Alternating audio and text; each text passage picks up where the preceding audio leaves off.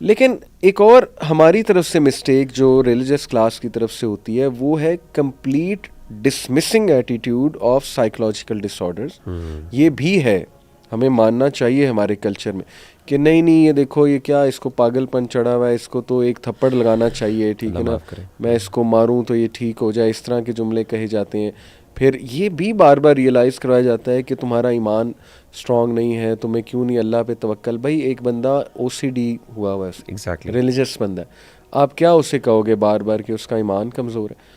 यानी आप वो जितने तो ईमान के बारे में ज़्यादा सेंसिटिव है। एग्जैक्टली आप जितने उसे टास्क देते जाओगे, अब एंग्जाइटी, जनरलाइज एंग्जाइटी है किसी को अच्छी खासी, या ADHD है किसी को, आप उसे जैसे जैसे टास्क मजीद देते जाएंगे वो तो मजीद एंग्जाइटी बढ़ती जाएगी। Exactly. मैं हैरान होता हूँ कि रिलीजियस लोग जो है ना, वो उनके पास कोई काउंसलिंग कराने आता है, वो उनसे मजीद टास्क दे देते हैं कि लाख बार ये जिक्र करो। OCD वाला बंदा, आपने उसे लाख के फिगर पे लगा दिया, आप सोचें उसका क्या हशर होगा। उसको तो रिलैक्स करना है, ठीक है। तो ये हमारे रिलीजियस लोगों को भी समझना चाहिए कि if they can't handle someone they should tell कि भाई नहीं, आप जाओ साइकोलॉजिस्ट के पास जाओ, प्रॉपर थेरेपी मौजूद है, इसकी मेडिसिन आ चुकी हैं।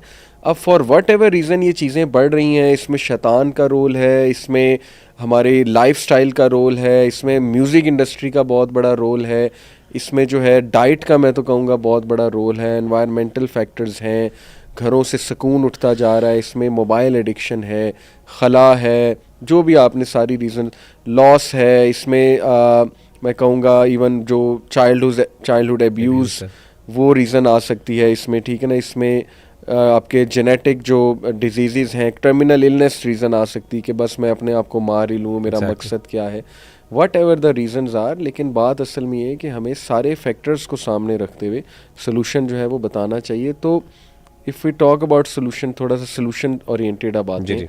पहली तो बात ये हतमी आपने भी कहा कि हमारा रिलीजन इसको प्रोहिबिट करता है और सुसाइड को, और बहुत स्ट्रिक्ट वो हदीस में आता है कि उस बंदे को क़यामत वाले दिन माफ़ नहीं किया जाएगा। ये हदीस कि वो वहाँ भी बार बार वही एक्शन करेगा जो उसको, जो दुनिया में जिस तरीके से अपनी जान ली, अल्लाह माफ़ करे। और इट इज़ अबाउट समवन जो जानबूझ के अगेन ये आपके पास इख्तियार है, ये इख्तियार है, यानी जितना आपके पास इख्तियार है, यानी कुछ चीज़ें ऐसी हैं जिसके बारे में आपने वैसे ही कर लिया ये काम, लेकिन कुछ में आपके पास इख्तियार से बाहर हो गया। जहाँ पे आपकी इख्तियार से बाहर हो गई वहाँ पे आप माजूर हो गए अल्लाह के। हाँ बिल्कुल ठीक है। और जहाँ पे आपके पास चॉइस है वहाँ पे आपके लिए वो है।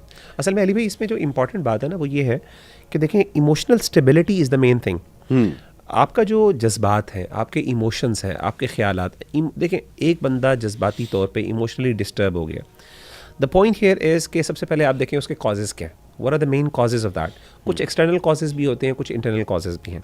एक्सटर्नल कॉजेज़ के अंदर कोई इवेंट्स हो सकते हैं, मिसाल के तौर पे जैसे आपने बताया कि अब्यूज़ भी हो सकता है। इसी तरीके से वो अब्यूज़ मुख्तलिफ़ किस्म का होता है, पेरेंट्स की तरफ से भी अब्यूज़ हो जाता है, स्टडीज़ के ऊपर हवाले से सोशल प्रेशर भी हो जाता है, कुछ एक्सटर्नल फैक्टर्स होते हैं। ऑब्वियसली अगर आप चाहते हैं उस चीज़ से निकलना तो आपको पहले एक्सटर्नल फैक्टर्स हैं उनको देखना पड़ता है। और अगेन वो मेरे ख्याल है काउंसलिंग करने वाला या जो साइकियाट्रिस्ट है या साइकोलॉजिस्ट है वो यही चीज़ें देखता है।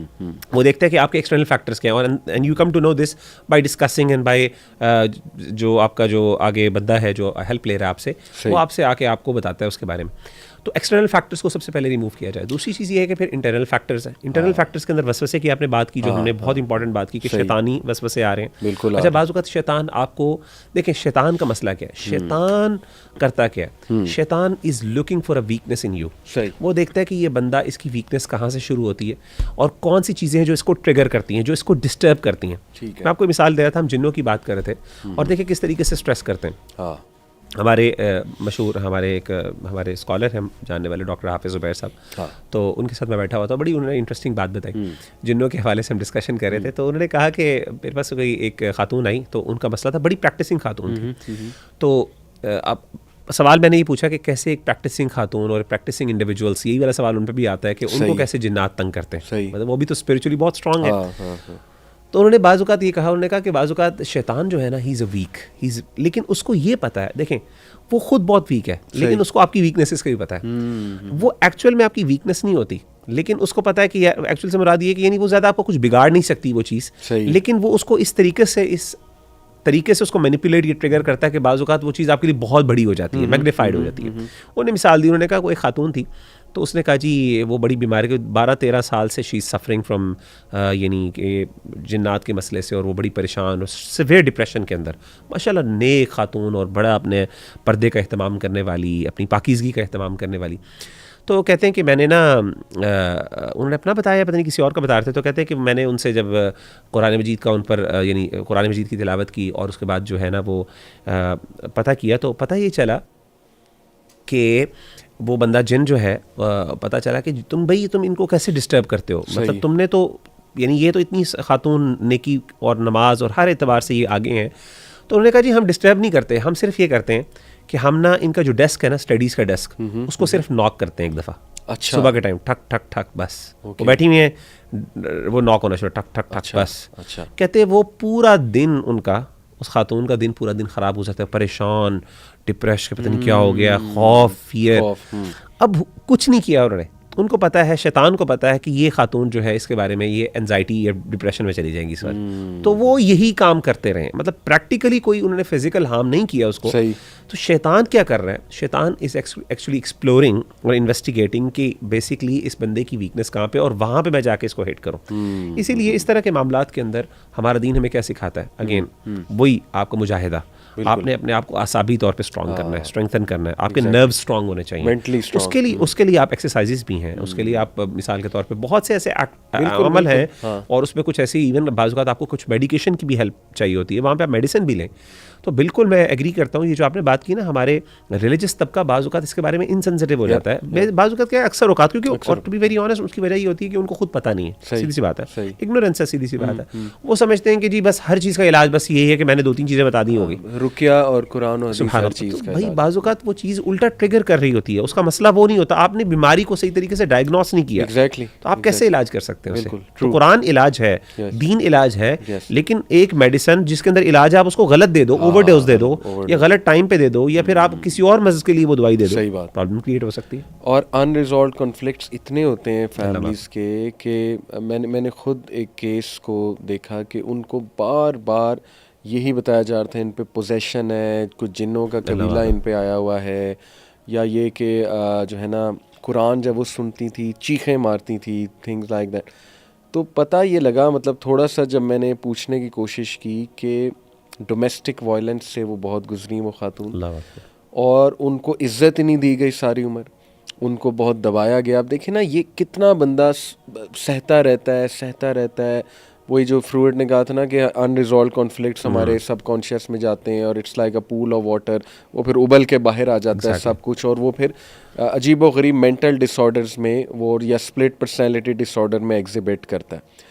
तो देखें ना, कुरान सुन के चीखे मारना नेसेसरीली ये मतलब नहीं है कि जिन ही है, और वो फिर राकीज़ हमारे बैठे हुए, they are looking for such opportunities कि मज़ीद हम इनको डराएं, फियर डालें मज़ीद इनके माइंड में कि हाँ ये तो कंफर्म जी जिन ही है।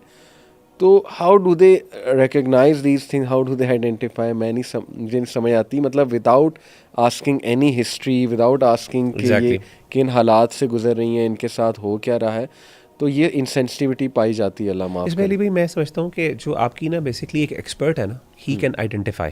कुछ चीज़ें ऐसी होती हैं जो वाकई एक समझ आती असल में ना, इवन ख़ास तौर पे जैसे मैं बताता हूँ, जिस तरह एक एक्सपर्ट है, एक देखें एक साइकोलॉजिस्ट है या साइकियाट्रिस्ट है, जो भी है एक्सपर्ट बंदा, वो डिटर्मिन कर लेता है कि ये जो स्ट्रेस है, ये बंदा जिस चीज़ से गुजर रहा है, क्या ये वाकई कोई मेंटल डिसऑर्डर है, कोई इलनेस है, या फिर ये जनरली कोई वैसे ही, यानी एक जिसे कहते हैं ना, एक बंदे ने सेल्फ कंस्ट्रक्टेड किस्म की चीज़ है, और ये ऐसे ही बेचारा इससे ज़्यादा में ओवर सेंसिटिव हुआ है, और वो आपको बताता है कि ये असल मसला नहीं है। ठीक है, मैं समझता हूँ बिल्कुल एग्जैक्टली यही बातें जब हम स्पिरिचुअल एस्पेक्ट्स की तरफ आती हैं, कुछ चीज़ें ऐसी होती हैं जिसमें हमें भी, यानी अब अल्हम्दुलिल्लाह का शुक्र है हमारे पास भी बहुत से भाई और बहनें आते हैं और हमसे डिस्कशन, ये सवालात करते हैं, हमें पता चल जाता है कि अच्छा ये मसला ऐसा है जो हम रिजॉल्व नहीं कर सकते, फ़ौरन पता चल जाता है, और कुछ जगहों पे हमें पता होता है कि यार इसको थोड़ा सा सेट करने की ज़रूरत है। तो मेरे पास कई दफ़ा ऐसा हुआ, एक दो दफ़ा मसले आए मेरे पास, एक दो दफ़ा आया, मैंने सीरियसली अल्लाह की तरफ से मैंने उसको बड़े ना स्ट्रिक्टली उस बंदे के साथ डीलिंग की, यानी मैंने उसको थोड़ा डांटा उस भाई को, तो मैंने देखा it work fine, he was fine अल्हम्दुलिल्लाह, बिकॉज मुझे अंदाजा हो गया था कि यार ये ओवर थिंकिंग कर रहा है। सही। मैंने पहले प्यार से समझाने की कोशिश की, नहीं समझ आई, फिर मैंने जरा सख्ती की तो मुझे अंदाजा हुआ कि यार ये वो बंदा है जो सख्ती से समझेगा। सही है। तो कहने का मतलब ये होता है कि हमें भी अब मोटा मोटा अंदाजा हो जाता है कि यार क्या है। तो ऑब्वियसली एक वो बंदा जिसने फील्ड एक्सपीरियंस है, जिसका एक्सपीरियंस है, जिसने बाकायदा इसको स्टडी किया हुआ है, Yes, उसके yes, मुख्तलिफ yes. एस्पेक्ट्स हैं, हाँ। चाहे वो स्पिरिचुअली हो चाहे साइकोलॉजिकली, सही। वो बड़े आराम से डिटरमिन कर सकता बिल्कुल है। सही। एक मुस्लिम साइकोलॉजिस्ट बड़े आराम से डिटरमिन कर सकता है साइकोलॉजिकल इशू है कि नहीं, या स्पिरिचुअल इशू है। इसी तरीके से एक माहिर राकी जो स्कॉलर है वो बड़े आराम से डिटरमिन कर सकता है कि ये मसला स्पिरिचुअल है कि नहीं, ये स्पिरिचुअलिटी की वजह से, ये वैसे ही उसके दिमागी मसला Yes, है, yes, मेंटल इलनेस की वजह